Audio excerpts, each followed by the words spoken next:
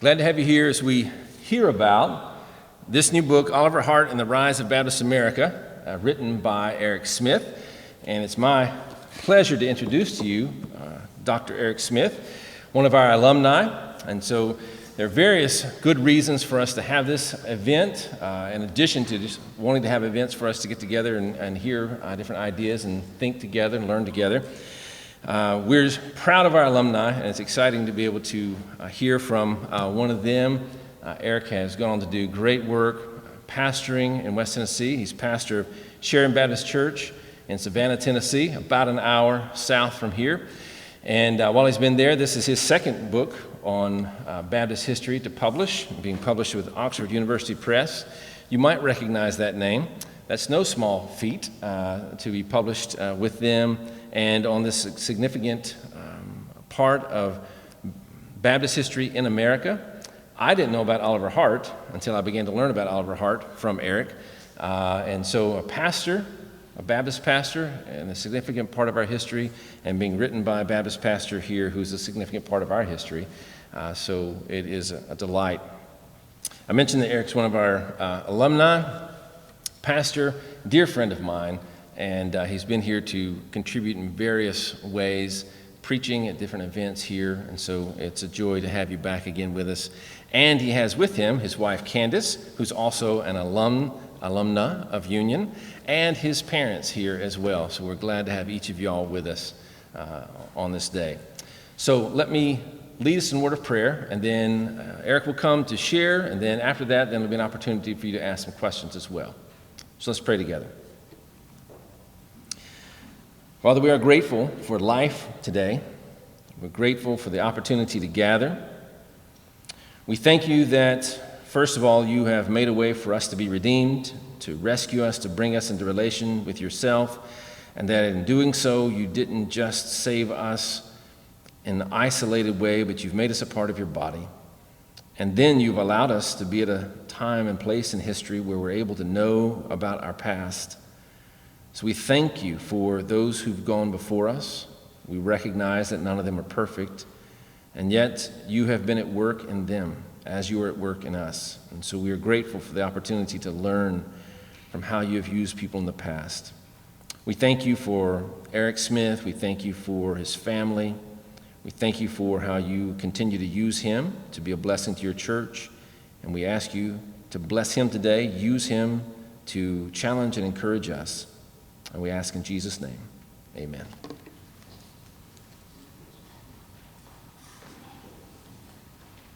Well, thank you so much for being here this afternoon. I am grateful to Dr. Van Ness for the invitation.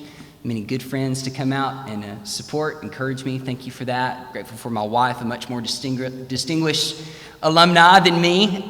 Honored to have her here, and my mom and dad. The book's dedicated to them. Love you all so much. Thank you for being here. Grateful to my church, Sharon Baptist Church, who love and support me and encourage me and deal with my historical allusions from the pulpit all the time. So grateful for them back home in Savannah.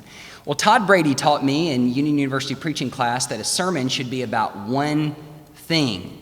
But it's one of many lessons at Union I've never really learned well. All my sermons are about a bunch of things, and my book is too. So the book's title indicates that I'm trying to do a couple of things. It's called Oliver Hart and the Rise of Baptist America. So I'm trying to tell two stories. I'm trying to tell a little story about this man, Oliver Hart, who was the longtime pastor at the Charleston Baptist Church, the mother church of Southern Baptist churches, right, Dr. Dubas, in beautiful Charleston, South Carolina. He is Southern Baptist's most important pioneer, one of the most important evangelical leaders in the South in the second half of the 18th century. So his story is just worth knowing, worth telling by itself. I'm also trying to tell this bigger story through Oliver Hart's life, this bigger story about the rise of Baptist America. Baptists actually experienced spectacular growth and transformation over the course of the 18th century. The Baptists entered the 1700s in America small, weak, disconnected, scattered, kind of really fighting for survival in a lot of ways. In the American colonies where there was a religious establishment, Baptists were often facing persecution.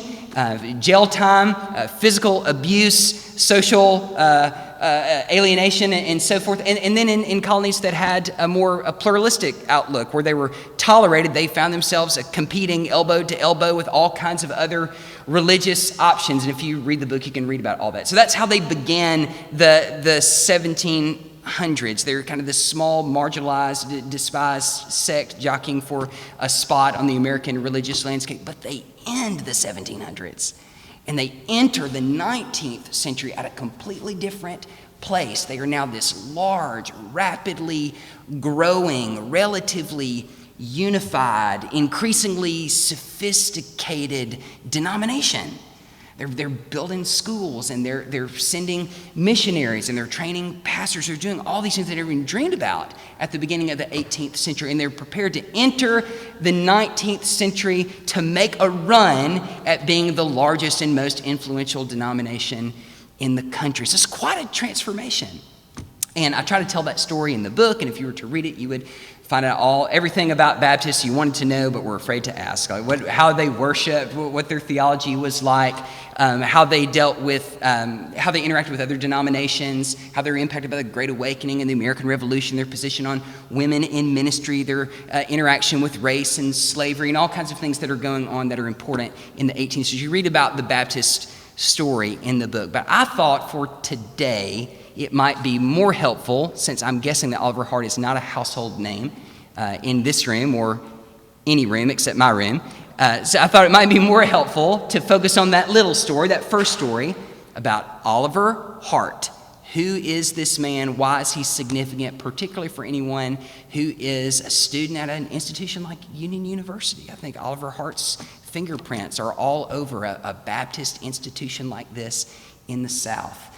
So let's talk about Oliver Hart. He was born in 1723 in southeastern Pennsylvania and grew up in the Pennapeck Baptist Church. This was a particular Baptist church, and so that means they affirmed the Calvinistic doctrinal confession that we know as the Second London Confession. It's really a Baptist version of the Westminster Confession of Faith. That was the theological perspective of every sermon that Oliver Hart heard growing up, and he heard sermons from the same pastor essentially throughout his childhood and young adulthood.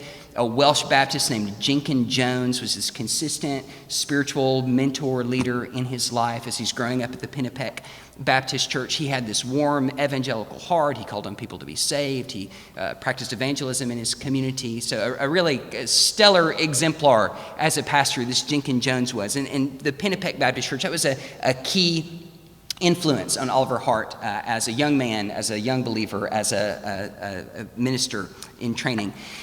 But the congregation, the Pennapeck Baptist Church, was also a part of this broader Baptist life, and that was very important for Oliver Hart. The Pennapeck Baptist Church was a part of this very important network of Baptist churches called an association, this voluntary, cooperative network of Baptist churches called an association. It was called the Philadelphia Association. It was the earliest Baptist association, the earliest organization of Baptist churches outside of a local congregation in the American colonies. It was founded in 1707. Why do we need an association, you might ask these Baptists in the 18th century? Well, all kinds of reasons.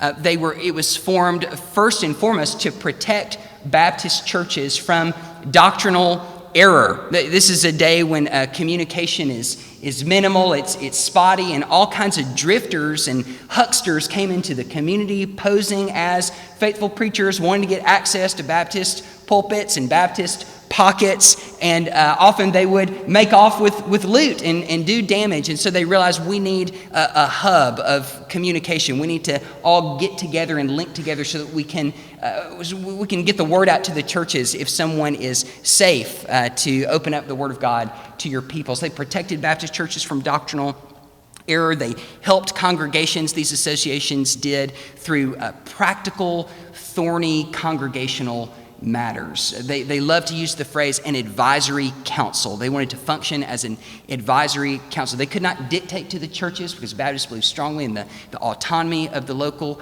congregations, so the Lord Jesus Christ is the head of every single local church. But voluntarily, we can cooperate with other congregations and get help for all sorts of reasons. And one of the most helpful things the associations did at this time was provide this advisory council. So you've got questions about a tricky divorce and remarriage situation, or if someone is trying to join your church from a different denomination or a different tradition, do they need to be baptized again? Or just all these kinds of things that come up that there's not a Bible verse that you can turn directly to. Often you need wisdom. They would provide that as well. They produced a Baptist church manual that would walk through how to constitute a local church, what church government should look like for a New Testament Baptist church, and so forth. As the churches grew stronger and the association grew stronger, they began to cooperate in larger endeavors. So they would train up pastors and they would send them out to destitute congregations.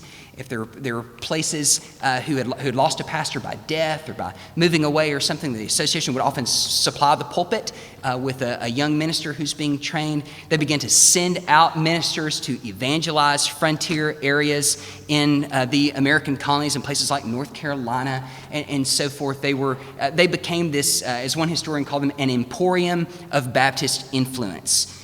So at this time in the 18th century, the Philadelphia Association, that is the hub of Baptist life in America. And Oliver Hart grew up immersed, no pun intended, immersed in this culture of not only a robust Baptist local congregation, but the beginnings of a Baptist denomination in the Philadelphia Association. One final early influence, and then we'll move on, and that was the Evangelical Revivalism of the Great Awakening.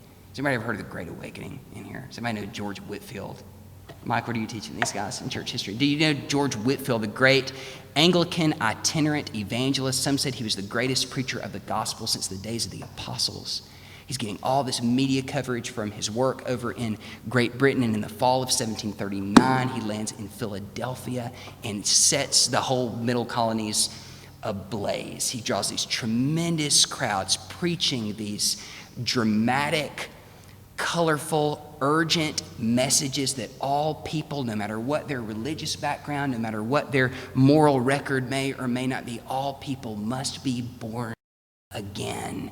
And Oliver Hart was a part of these crowds that were gathering to hear George Whitefield. And Whitefield set off this pattern of other preachers, some ordained and some not, and that caused issues, who also held up their hands and said, I've been called to be a preacher of the gospel. And they began to preach this message of the new birth. Presbyterians and Baptists as well. Oliver Hart's own Baptist pastor, Jenkins Jones, he gets swept up into this revival that's taking hold of their area. And he invites Whitefield and other revivalists to the Philadelphia Baptist Church and to other Baptist gatherings. Oliver Hart's hearing these great revivalists like John Rowland and the Tennant brothers, if you know any of those names. Oliver Hart hears all these revivals and he sees some wild stuff. People are responding to this revivalist preaching with these great emotional outbursts, weeping and calling out. People fall on the floor. They go into trances. The preaching of the gospel through these Great Awakening revivalists has an effect on people like nothing the American colonies have ever seen before. And Oliver Hart grows up in that. And as a 16-year-old, as a 17-year-old, he's hearing this preaching, and he too is converted. And he receives baptism around the age of 18, not long after his conversion into the Southampton Baptist Church. But those three influences shape him and set the trajectory for his life and for his ministry. The Pennapeck Baptist Church, that week in and week out preaching of the gospel, the taking of the Lord's Supper, singing of psalms and hymns and congregational life and all the rest. Local church, Philadelphia Baptist Association, and the revivalism of the Great Awakening. It's kind of significant just as a side note, because sometimes the historical rap that particular Baptists will receive is that they were more concerned with carefully ordered churches, so concerned with carefully ordered churches that they held the Great Awakening and its revivalism and its itinerant evangelism and its passionate preaching, they held it at arm's length. But Oliver Hart and Jenkins Jones are two textbook cases. That's not the case. Many regular Baptists throughout the American colonies embraced the Great Awakening, but they still wanted those orderly Baptist churches. They wanted order and they wanted ardor. That's what Oliver Hart wanted, and that's going to be important in just a second. Now, Oliver Hart loves to read and study, but he doesn't go to college. Now, why would an agricultural 18-year-old Baptist not go to college in 1740? Because there are not a lot of options. There's no Union University in Pennsylvania. There's not a lot of options available to Baptists at that time. There's Harvard, there's Yale. These are Congregationalist schools. They cost a lot of money. You might go to Princeton if you're a Baptist with some extra cash on hand, but not many are able to do that. Princeton's friendlier to dissenters and so forth, but Oliver Hart doesn't have any of that, so he becomes a carpenter, and he marries a sweet little Baptist girl, and he settles down as a faithful member of the Southampton Baptist Church. He's tall, he's just got the striking appearance, he's serious, he's thoughtful, he writes poetry, Dr. Van Ness. And young carpenters who write poetry, they tend to get local churches' attention. And so the church notices after a while he may have a little bit more horsepower than what we're getting out of him right now. And so they approach him about a possible call to preach. Now, this is important. Is there anyone in this room who would say, I believe I've been called to preach the gospel? Anybody who believes they're called to ministry? Okay, I won't call you out. I certainly feel that. Now, at this time, in Oliver Hart's 18th century particular Baptist Philadelphia Association context, they believed that every preacher of the gospel needed to have an internal call. This personal, subjective sense, God has called me to preach. I can't do anything else. He has stirred me to preach his word. But you needed more than just an internal call, they would say. You also need an external call. So if it's external, where does that mean? Inside of me or outside of me? Outside of me, right? I don't need to be the only person who thinks God called me to preach. You understand what I'm saying? I need other people to believe that it's a good idea too. And that external call comes from the local church that you are a part of, and that was very, very important. It was a regular call to ministry. So listen, regular Baptists, particular Baptists, they benefited from the Great Awakening as much as anybody in the American colonies. They received so many converts into their churches as a result of the Great Awakening, so they loved it, and yet they get the Great Awakening gets real loose about the regular. I mean, everybody just jumps up and says, I think I've been called to preach, and they want to wear a seatbelt. They like the Great Awakening, but they want to wear a seatbelt. And so Oliver Hart gets this first nudge about an external call, and he thinks it's a great idea. And so he begins to he gets licensed to preach. Has anyone ever heard that term before? Licensed to preach. What that means is the church is going to give you opportunities to test out your calling. We think you may be called, you think you may be called, but we really don't know yet. You need to get some opportunities under our oversight. So you're not just this maverick going out there preaching wherever you think is best. You could be preaching error and so forth. You're going to preach under our oversight for a probationary period of time, and then we're going to evaluate. Does God own your ministry? Can you communicate? Are you apt to teach? Do you have the unction of the Spirit? So Oliver Hart gets these opportunities to preach in his local church. And after a while, the church affirms, we believe you are called to preach. So to catch up, by 1749, he's 26 years old. And he's married. He's got one child and another one on the way. He's building houses. He knows he's called to preach, but now he's just waiting on God to open a door, we might say. He says, I'm waiting to see where providence will cast my lot. I'm going to wait on God. And he gets his answer when he attends the annual meeting of the Philadelphia Association in the fall of 1749. At that meeting, he goes as a messenger from the Southampton Baptist Church. At that meeting of the Philadelphia Association, he hears a letter read aloud from a group of Baptists, a group of beleaguered Baptists in Charleston, South Carolina. Now, the Baptist Church in Charleston, South Carolina, it is the oldest Baptist congregation in the South. It was established in 1682.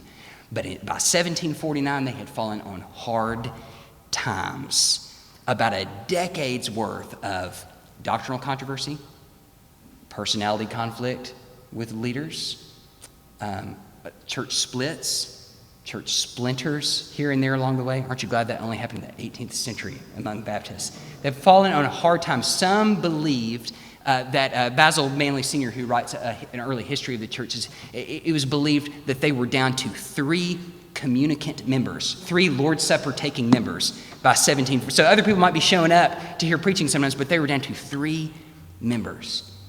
And the letter to the Philadelphia Association was pretty short. Help. It's like that dream that Paul received of the Macedonians standing up and saying, come over and help us. Why would the Charleston Association send word to the Philadelphia Association? It's because the South was not the Bible Belt in 1749. In 1749, the South is the mission field of the American colonies, where all the heathens are. And the center of gravity for Baptist life and evangelical life it's the middle colonies. It's Philadelphia. That's really the hub for Baptists, for Presbyterians, and for others. And so if a group of Baptists in the South at this time, the middle of the 18th century, if they want to hear regular preaching, if they want to hear the Word of God, they're not producing their own pastors, their own ministers. It's just not happening. They've got to send to somewhere else to get a minister. They either have to rely on just whoever might blow through town and hopefully says something good and edifying, but maybe he won't. Or we're going to have to send across the Atlantic to England or to Wales. Or we're going to have to send to the north to the Philadelphia Baptist Association. The letters read out loud. Jenkins Jones, remember that boyhood pastor? Some of those other pastoral mentors, they come up to Oliver Hart and they say, we think this is your call. And the Southampton Baptist Church lays hands on him. They ordain him to this work. Now he's got a work to do, so they ordain him. Then he says goodbye to Sarah, his wife, their little child in the womb. He gets on a boat and he sails for Charleston. He doesn't even tell them that he's coming. And he gets off the boat in December of 1749. It's the very day that they're burying the last legit particular Baptist preacher in the whole region. He's the guy who would sort of do a circuit. He was the pastor of the Ashley Ferry Baptist Church, but he would go around to the other Baptist churches to give them a gospel sermon as he could. And Isaac Chandler was going in the ground the day Oliver Hart walked off the boat. So, of course, they all said, Providence has answered our prayers. Well, for the next 30 years, Oliver Hart is the pastor of the Charleston Baptist Church. And yes, he does very quickly send for his wife and for those little kids. The heart of Oliver Hart's Baptist ministry in Charleston, I could tell you a lot about it, more than you care to know, but the heart of his ministry was the Bible. It was a Bible-centered ministry. We have an embarrassment of riches today in all of the Bible teaching and preaching that's available. There's so many faithful preachers of God's Word in this very room right now.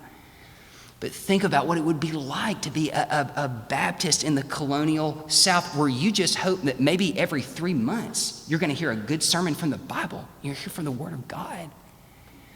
So the first order of business for Oliver Hart as the pastor was to set up shop with this Bible-centered ministry. He's preaching every Sunday morning and every Sunday afternoon, and he is expositing the Scriptures, Dr. Dubas.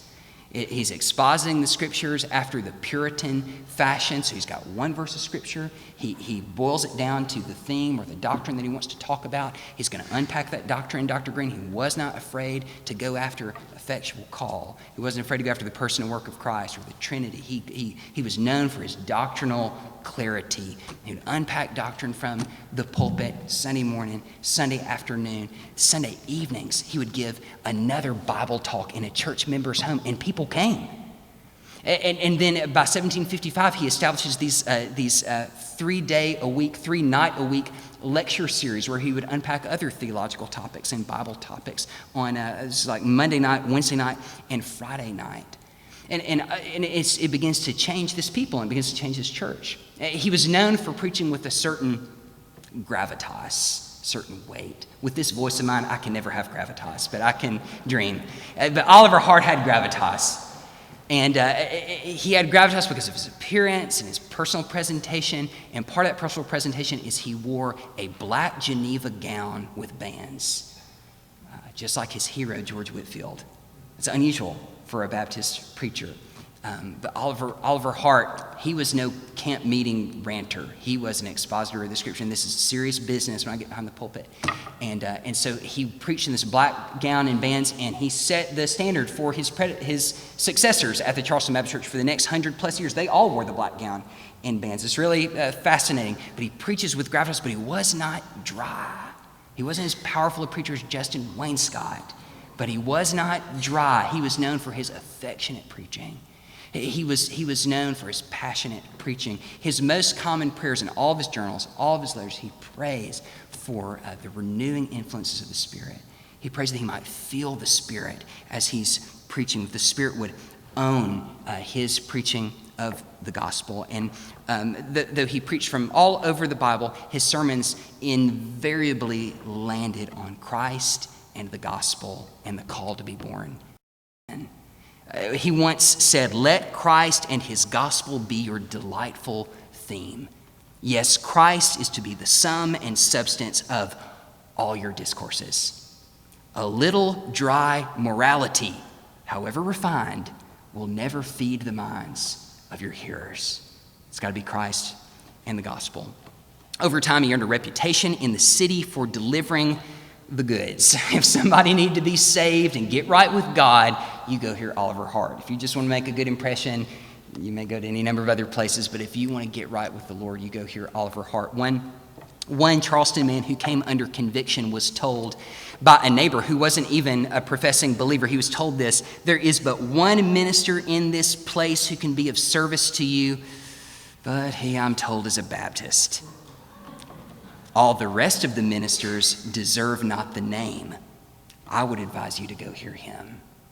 So there might be more fashionable places in Charleston where you can attend church, but there's no other place where you're going to hear Christ week in and week out like you will from Oliver Hart. So says the record. Well, the church grows steadily under Hart's ministry, and it grows to something around 300 members by the time that he leaves in 1780. The church experiences a major revival. I talk about that in the book. We won't spend any more time with that. We'll say briefly that outside of his own church, he also, there's more to talk about than just his preaching. He loved the Lord's Supper, Dr. Van Nest. Only delivered it 6 times a year, but when he did, he made it count. He loved the Lord's Supper, talked about sensing the Lord's presence at the Lord's table in this powerful way. He would gather the people on Saturdays to preach about the cross and the atonement to get them ready for the Lord's Supper on Sunday. Those are his favorite Sundays of all.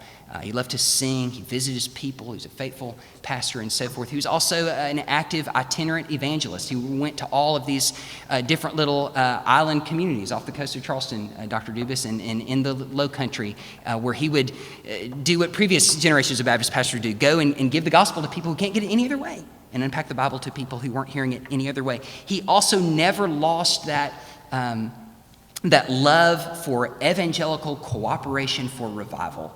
And he was willing and, in fact, delighted to link arms with local Presbyterian ministers and Anglican ministers to preach the gospel, to promote holiness among the Christians of the community. When George Whitefield would come back through Charleston on his later tours, Oliver Hart was often one of his follow-up men. You know how like the Billy Graham ministry will go into different cities and they'll have people on the ground who will follow up. He was kind of like that for George Whitefield, and he would have Whitefield preach in his pulpit, and that remained an important and fruitful partnership. So Oliver Hart did not believe that Baptists had found the only way, but he was unapologetic in believing they had found the best way.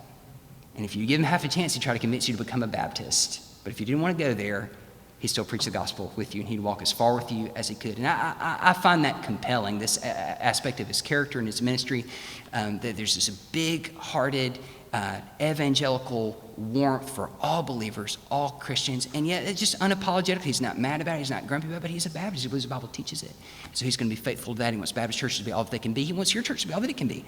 And I really appreciate that about him.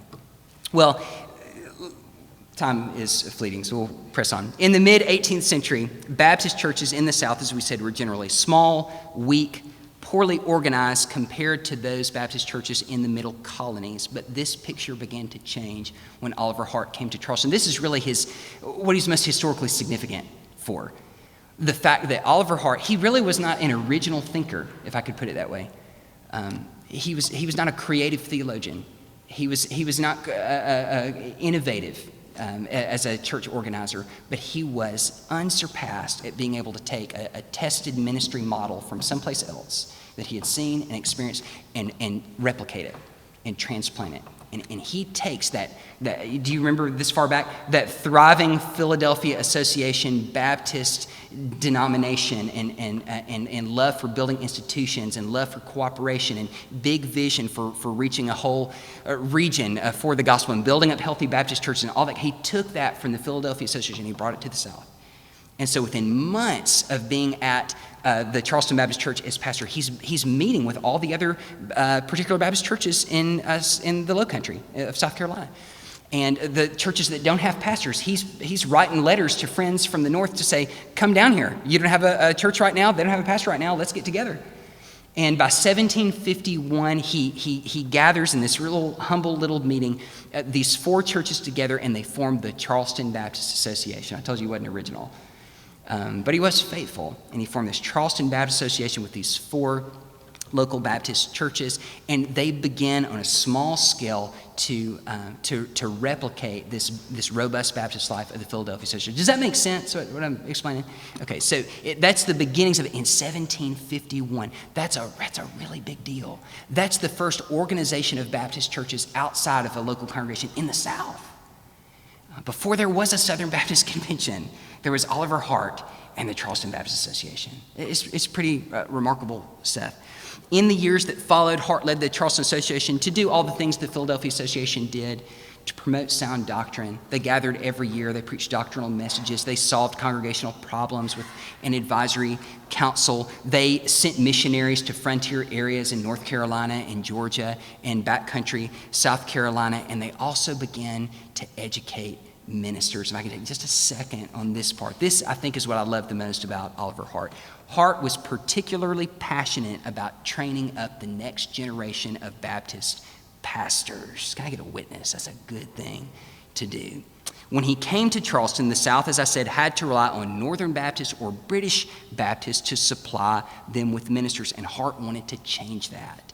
And very quickly after arriving, he began calling out young men from his own church, like Samuel Stillman, later to be the kind of celebrated pastor of First Baptist Boston during the American Revolution. He was converted under Oliver Hart in his church, but he sees gifts in him. He calls those gifts out as was done for him back in Pennsylvania. And he begins to go to other churches. There are guys who are kind of playing around with this bivocational thing. They're really good preachers, but they don't want to give up their farm or whatever, their lucrative business. And he says, look, it's time to dance or get off the floor.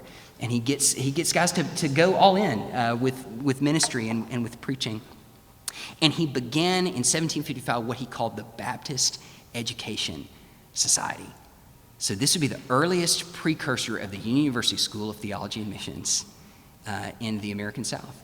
The Baptist Education Society. He met, it sounds fancier than it really was. It was Oliver Hart and some books and some young Baptist guys who wanted to preach. And he met with them in his home. Many of them came to live in his home and share life with him in this extended ministry apprenticeship. He scraped together some funds from the Charleston Association. It was really from the Charleston Baptist Church, but some of the other ones threw in some money where they could, and he bought a little library of books, and he began to take them through theological study, Dr. Green. He began to take them through, really more than that. There's a guy named Evan Pugh who was a part of this group, and he writes in his diary about studying Ussher's theology, but also Greek, Dr. Van Ness, Latin, logic. It's like 1760. He's out in this South Carolina pine outcropping reading a logic textbook. Oliver Hart cracked the whip.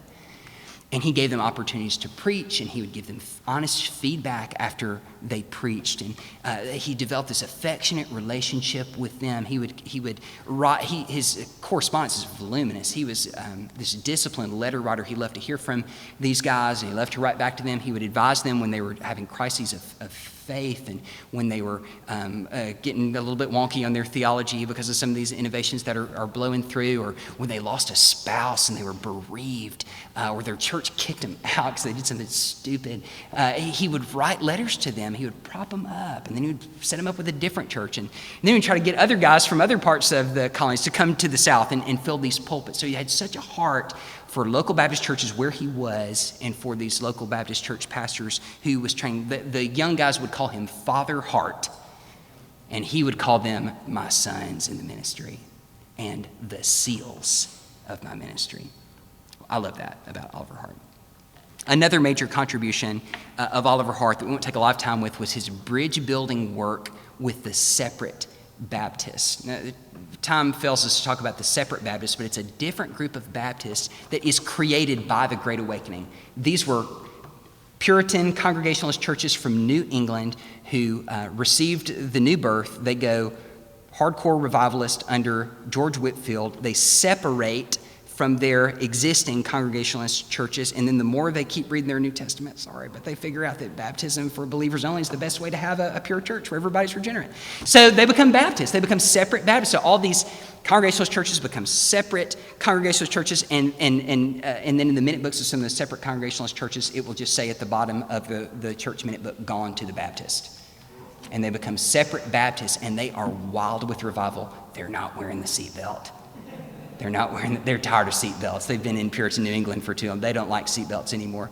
And the separate Baptists come down to the South in 1755, so after Oliver Hart, and they experience just unprecedented growth in North Carolina, in South Carolina, in Virginia. They take the frontier by storm. And theologically, they are not that far off from the regular and particular Baptists, but they don't like being constrained by confession. They don't like being constrained by this regular call to ministry. They're much cooler with you saying, "Hey, in the cornfield last night, God called me to preach." They're much more open to that. And so there's some stylistic differences. There were some cultural differences. Regular Baptists could be a little bit more refined and belong to the local Kiwanis Club or whatever. No separate Baptist is going to be invited to speak at the local Kiwanis Club. So there's cultural differences. Theologically, they're not that different. They're not that different, and they loved revival. And the separate Baptists held the regulars at arm's length because they were scared they were going to bind them with a confession, because they were scared they were going to throw cold water on their passion and their fire and make them worldly and all this kind of thing. But Oliver Hart was able, through friendship, when nothing else and no one else was able to build a bridge, and I don't think I'm overselling him, he was able through friendship and relationships to draw the separate Baptists into this broader Baptist family. He makes all these trips out to the Carolina backcountry, and he visits their churches, he affirms their preaching, he ordains their guys, and actually gets them in trouble with separate Baptist leadership because he ordains them. But he loves them into fellowship with this broader Baptist community. Richard Furman, his most important separate Baptist friend, who would become his successor at the Charleston Baptist Church, would one day say, Oliver Hart had a mind formed for friendship. And he really did. And so my big argument in the book is that Oliver Hart becomes this super significant Baptist and evangelical leader in the 18th century by practicing an understated style of leadership. And I think the three components of that understated style of leadership is: one, he wasn't innovative, but he could put into practice good, true, and beautiful things that he'd seen elsewhere. Two, he was just godly, and everybody knew it, and everybody respected it. He was not perfect. He had a lot of flaws and a lot of sin, better than anybody, but he was godly. He loved God. He loved the Bible. He was trying to grow in godliness every day, and nobody could deny it.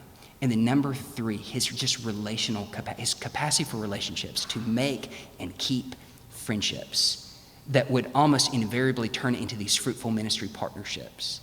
That I think that's the most significant thing that he does. He brought people together, and he brought the separate Baptists and the regular Baptists together. I can't say any more about that. We'll close with this. The great crisis of his life is the American Revolution. Charleston was all about the American Revolution. They were ready to separate. And so the city, it's abuzz with talk about independence. Oliver Hart, he's buying into it lock, stock, and barrel. And Hart, one reason why he was so for separating from Great Britain is because he believed it was the best route to obtaining religious freedom for all Baptists throughout all the colonies. South Carolina has a very broad religious toleration policy. Massachusetts doesn't. Connecticut doesn't. Baptists are going to jail and getting their stuff taken up there for being Baptists. And so he wants all Baptists everywhere to be able to worship in freedom, and he thinks the best way to do that is to separate and to be independent from Great Britain. And in 1775, he's not an old man, don't get me wrong, but he is a bit old for combat, but he gets an opportunity for service. He is appointed by the South Carolina Provincial Congress to go on a commission into the back country, so away from the hubbub of Charleston, where everybody's all about the patriot movement, but in the back country, they tend to be loyalist. They think that the American Revolution, that's a city, East Coast, rich man's war. And the King of England is much more likely to be sympathetic to their needs out here on the frontier in the back country than those guys in the city. And so Lawrence and some of these other leaders in South Carolina, they sent Oliver Hart because of his stature among the Baptist people in the back country. It's crazy with Baptists. They send him and William Henry Drayton, the statesman, and a guy named William Tennant III, because he's a prominent Presbyterian. They send him on this backcountry commission. Well, it comes at a price. There's this really interesting diary that he keeps during that. His life seemed to be in danger at various points, and you could read about that in the book if you wanted to. But the main thing for us today is it comes at a price. Because by 1780, Sir Henry Clinton and the British troops, they are at the gates of Charleston. They are laying siege to the city, and Oliver Hart is a marked man. His name has already been circulated in English newspapers that this backcountry commission of his was really all about him, like giving guns to Indians to kill British soldiers. So he's going to have some explaining to do when the British come in. And many prominent Charleston patriots were sent away into Florida to prison when Charleston falls. And so he really is in danger. And so at his doctor's advice, because he's sick with a number of different things, at his friend's behest, he flees Charleston. He gets on a horse. He flees. He said, like Abraham, I go out knowing not where I go. I put myself in the hands of the Almighty. And he flees north. And what he finds, though, as he goes north, is that the Almighty sees fit for him to fall into the hands of many Baptists. And everywhere along his route, there are these little pockets of Baptists of all stripes who take him in, who feed him, they house him, they let him preach, they take up love offerings from him. Everywhere he turns around, he runs into a Baptist. All the way up to Philadelphia, where he came from. Now, he never returns to the South. But what I'm saying is if he'd taken that same horseback ride 30 years before, he wouldn't have been running into all those Baptists. That route would have looked very, very different. And one of the reasons it looks so different is because of Oliver Hart. And part of the work that he's been doing to contribute to this rise of Baptist America. The South in particular is transformed by his fruitful ministry. But when he returns to Philadelphia, he has 15 years left in his life. He spends the rest of his life really laboring, having less success at the local church level. Ministry was real fun in Charleston. There are lots of revivals and things. Not as many in Hopewell, New Jersey, where he winds up. But he does spend his life laboring now for Baptist, not only for churches to be strong and regional associations to be strong, but now he wants, his repeated phrase, all the Baptists on the continent to be strong. I want to link all these associations together and have one strong, unified denomination that can build its own schools, that can have a theological seminary, that can train it. He said once to Richard Furman in 1790, I want the Baptists to be distinguished for something besides folly and meanness. He just wanted a seminary. He wanted Baptists to have everything that Congregationalists had, that Anglicans had, whatever else. He spent the rest of his life promoting the Baptist interest, now not just in the South, but in America. And he finally dies in 1795. Just a little picture of just a snapshot of how things had changed. In 1700, there were roughly 800 Baptists in the American colonies, 800 Baptist church members in 24 churches. In 1790, 5 years before Hart's death, there were 67,000 Baptists in 979 churches in 42 associations. And so what Hart and other leaders, he's not unusual in this, what he and his friends wanted to do is link all the associations together, all the Baptists on the continent, so that we can build schools, so that we can send missionaries. And he doesn't live to see it, but it's in 1814 that all this Baptists on the continent come together. They form what's called the Triennial Convention, and they become this mission-supporting, mission-sending organization. They support Adoniram Judson and his wife, and it's just the beginning of this national Baptist denomination. It doesn't last for long. That's another story for another day. Thank you so much for listening. I'm grateful for your attention. That's all.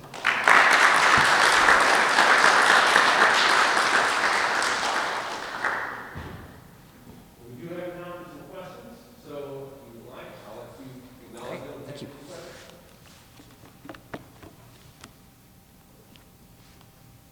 Yes, sir. Was Hart reading Edwards, his reflections on the revival?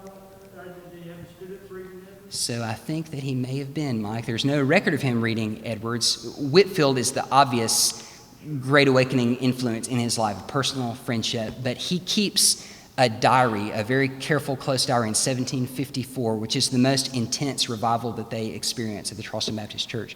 These just day and night revival meetings, groups of teenagers showing up at his house at night, weeping and crying out, "What must you do to be saved? Please preach the word of God," that kind of thing. And the way that he lays out that diary is just like Jonathan Edwards' 1735, a faithful narrative of surprising work of the Spirit of God, the revival in Northampton. And so it seems to me, whether he read Edwards or one of the many spin-off revival narratives, it follows the same kind of template. And so it's clear that he is, what's interesting to me is that he's not only so embedded in Baptist life, but this broader kind of evangelical movement that's going on at the time of the Great Awakening. Did he have correspondence at all with any of the northern religious leaders, Edwards or anybody else? He shows appreciation for Samuel Davies, the great Virginia Presbyterian Evangelical itinerant who becomes president of Princeton College. Some Baptists go there because it's a kind of a dissenter-friendly school. And so he'll go. He has this long lament in one of his letters when Davies dies. All those early Princeton College presidents seem to die early, Davies and Edwards. And he talks fondly about the tenants, Gilbert and Williams. So that log college in Neshaminy, Pennsylvania, I still don't know how to say it, that's so famous, was not far at all from Hopewell, Pennsylvania, where he grew up. So he's familiar with all those folks. That sounds a lot like his education society. Absolutely. I don't think he ever got that log college vision out of his system. So he would always talk about a school for the prophets. Some Baptists were resistant to educating ministers. They believed it was unnecessary. All that's needed is the unction of the Spirit. Oliver Hart, you're not going to find anybody who's more pro the unction of the Spirit. But he believed that if you could also supplement with the intensive study of the Scriptures and a theological preparation that could only benefit you and help your teaching of the Bible. And so he was a strident proponent of forming a theological seminary. What's really interesting to me is that little set of books that he bought for the Baptist Education Society. It becomes the core of the library of Furman University, named after his great successor and young friend, who was also very pro-institution building, pro-education, all that, in Greenville, South Carolina. And when the Southern Baptist Theological Seminary is formed in Greenville, South Carolina in 1859, James P. Boyce, Charleston Baptist Church boy, obtains the Theological Library of Furman University to be the core of the original library of the Southern Baptist Theological Seminary. So Oliver Hart got his seminary just about 100 years later. But I think that's pretty neat. Thanks for asking. Yes, sir. Thank you so much. You've written this book, and you got your first book, All of Hart, so real interest in yours, obviously. I'm always curious who reads what or who puts what in your hands when Sure. all of a sudden you become the world's Oliver Hart scholar. That's right. We all got to be known for something. So I always loved history. My mom and dad are here from the time I can remember watching the Ken Burns baseball special on PBS with my dad in second grade or something. So I always have loved history and exploring Shiloh and Casey Jones Villagers, whatever it is. And it's when I got to Union under the teaching of one Dr. Brad Green, the history of the church, historical theology. Brad Green, James Patterson, Keith Bates, just very influential people in my life, none more so than Dr. Green, but just helping me to come alive to primary source texts and the history of the church in particular. I was just so gripped by that. Began developing all these little theological heroes and church history heroes. None of them were Baptists, I found. Often, just the people that I was gravitating to, that Banner of Truth writes devotional biographies about or whatever. They all tend to be Presbyterians or Anglicans or whatever the case may be, and that's great. I still love all those guys. And it was, I will have to say that it was when I was in Dr. Tom Nettles' History of the Baptist course at Southern Seminary, 1 year after graduating from Union, that we read his great corpus on Baptist history. And he's got one chapter on Oliver Hart. And I was just floored at how he just stood at the headwaters of all things Southern Baptist, and nobody knows his name. You know, he's not associated with an institution. His name's not on anything, like Richard Furman or some of these other guys that might be somewhat familiar to us. But he was a pioneer. That's what pioneers do. They clear the ground so that other people can build later on. And I was amazed by Oliver Hart. I was really fascinated by him. And then it came time to do PhD work. I wanted to write on a Baptist pastor theologian. I was overjoyed that there are these people kind of in my tradition who have such spiritual depth and love God's word and love God's people. And I want heroes from all across the great Christian tradition, but I certainly want them in my own tradition as I'm a Baptist pastor. And so I wanted to write on a Baptist pastor. I asked my advisor, Dr. Michael Haken, kind of who hadn't been written on, because I didn't believe I could compete with what anybody else had written. So I needed, a clean slate. And he mentioned Oliver Hart, and I said, that's who I want. And so before I entered the program, even I knew I wanted to write on him, and he's been with me for a long time. It's a long answer to the question. Thanks.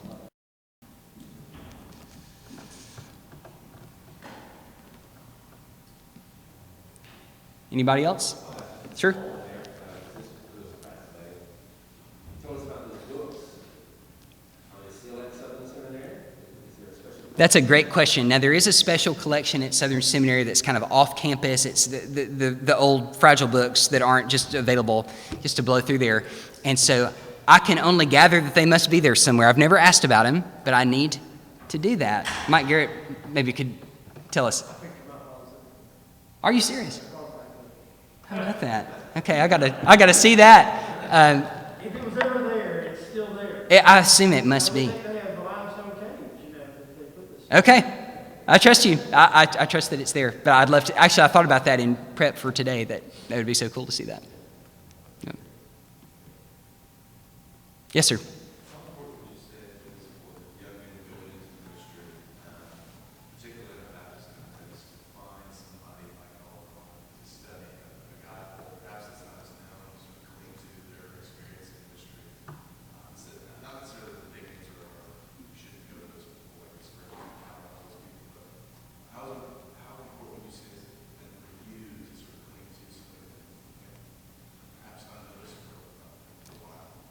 Yes, the importance of having a local person who's actually doing ministry, who knows your name, knows who you are, as opposed to just benefiting from a well-known preacher or something like that with a national platform. Yeah, I think that's vital. And Oliver Hart teaches a tremendous lesson in that way. All of this shaping of young lives and practical godliness and shaping for ministry and theological statement, it's all happening in the context of relationship. And you can't make that happen. That's something that I found in ministry. I can't make people want to hang out with me. And I can't, whether on the pastor end or the student end, I can't make that happen. And so only God can make that happen. And when he provides you with that, what a gift it is, and how wise we are to make the most of it, to humbly look to learn from whoever the Lord will put in our path about real life ministry, from someone who knows ministry, knows the Bible, and also knows you and cares about you, knows your name. I think it's vital. Yep. Great question. One more question?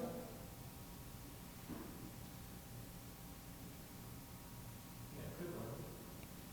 Charleston, been there.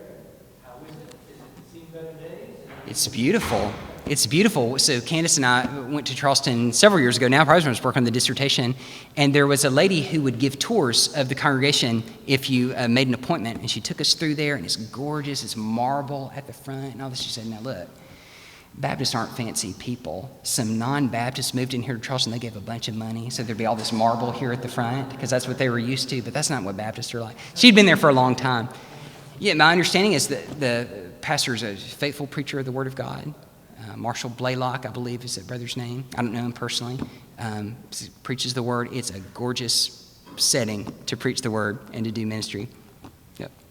I'd recommend it. Charleston, I'm not even a big traveler. I'd be happy never leaving West Tennessee, but I do like going to Charleston. It is gorgeous, special. All right. Thank you so much. You've been so kind.